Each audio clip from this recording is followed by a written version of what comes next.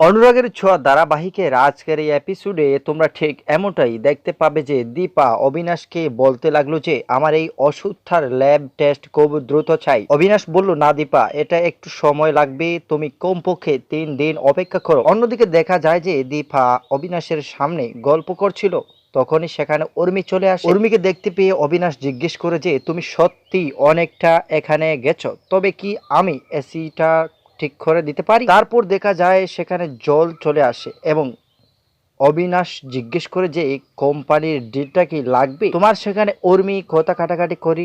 Don't জয় বলে, না ভাই, আমার কোম্পানির ডিলটা খুব প্রয়োজন। জয় কর্মীকে সেখান থেকে চলে যেতে বলে।